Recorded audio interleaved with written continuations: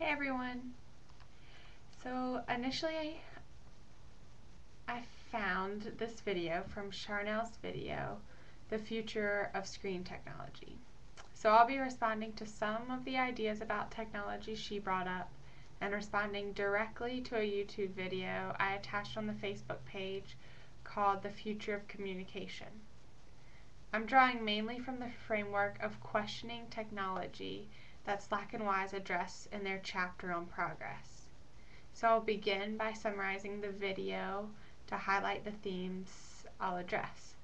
It opens with a statement of man as God, and it introduces a new world called Prometheus.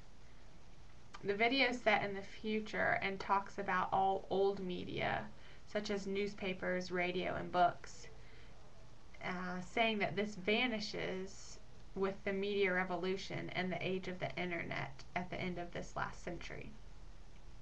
It determines that in the future there's absolutely no Gutenberg or copyright, radio, television, or advertisement, and it addresses many of the issues we've talked about, such as free online radio and the news online and Google News.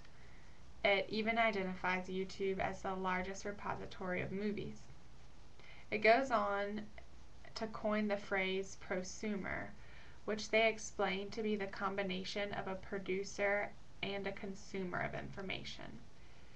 This is a similar idea to what Meredith addressed in her response to TED Talks, with the idea that students become the audiences and audiences become the students.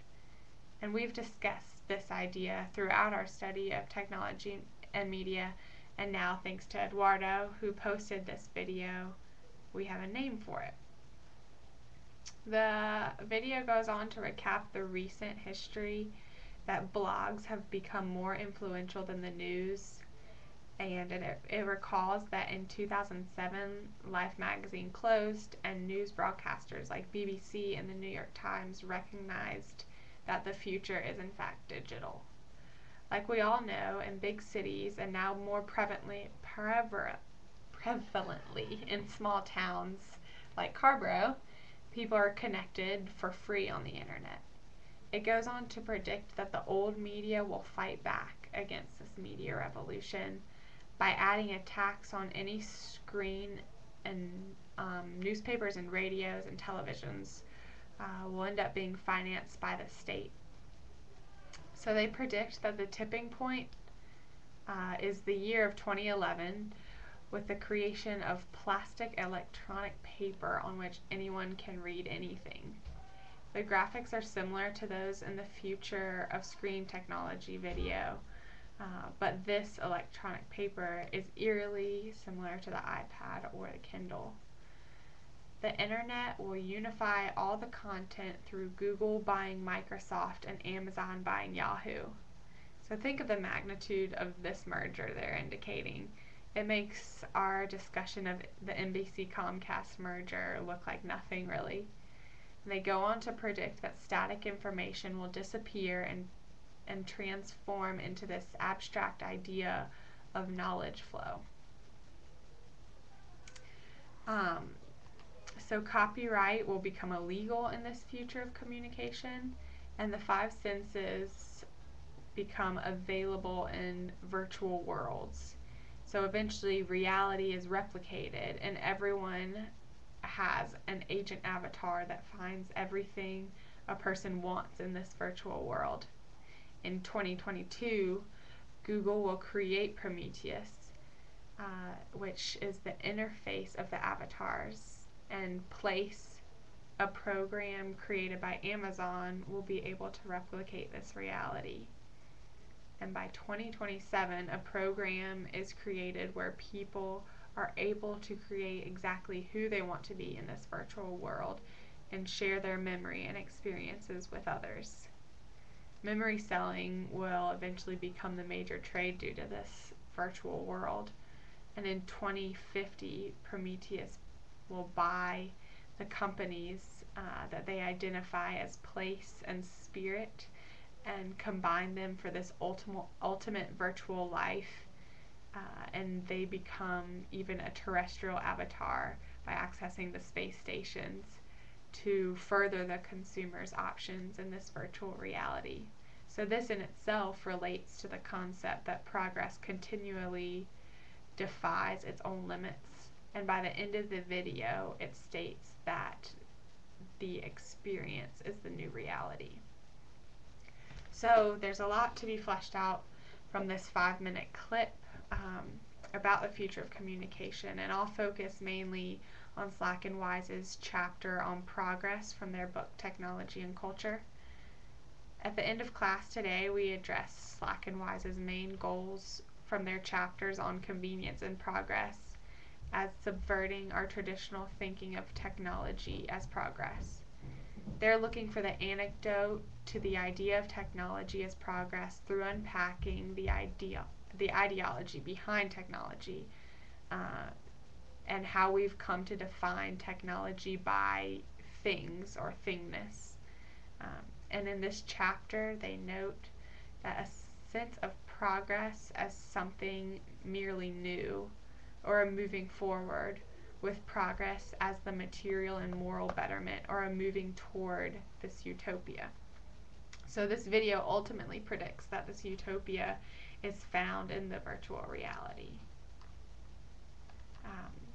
We briefly touched on the idea of the sublime towards the end of class today, which is a concept that undergirds progress. Slack and Wise explained that the sublime implies a glimpse of perfection, the sense that one is viewing God or God's work. It is awe-inspiring and overpowering in a combination of dread and reverence.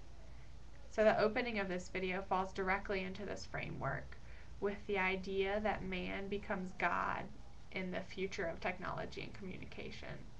Even watching this video a few times, I started to believe it because this sense of awe and reverence came over me with the potential of this so-called progress. And this progress into becoming a reality as created experience rather than an actual day-to-day real life. The irony with the definition of the sublime is that in the future of communication, man is actually becoming God, a God-like figure who can create his own experiences and image. We started off class today by discussing how progress and technology are constantly affecting each other in this cyclical cycle, and how technologies are seen as a means to an end.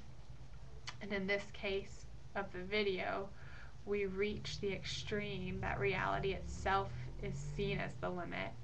So experience and this virtual trading of memory becomes the new reality in which we don't have to be limited by time and space.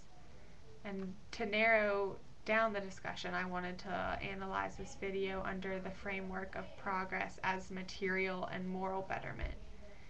So this technology seems to fall in line with the definition of material betterment that we came up with in class, which is defined by improving our comfort, giving more ease, providing more convenience, better health, etc. So the real argument comes with the idea of moral betterment. My question is, can our current understanding of morals even be applied to this idea of created experience as reality? Right now, our major moral dilemmas include things like stem cell research, abortion, and gay rights. And in this future of communication, these dilemmas may not even exist because you can create anything from memory and make it into a reality. So the moral question remains, does progress allow us to treat each other better? This feeds into the question of who is this progress actually for, who benefits. Some of the responses of this video on its channel already address this problem. One person comments that however many years from now, there will still be people starving to death on the other side of the world while we are enjoying this virtual reality. So this idea supports that progress is only beneficial for those who can actually afford it. So people without the means to purchase these things that define technology are handicapped and unable to progress. So I'll leave you with that for now. I'd love to hear what people think of the video, the future of communication, and more specifically, if you think of virtual reality is actually progress. There are also many themes from McLuhan's theories of the medium as the message, so feel free to address that in responses as well. And thank you for watching.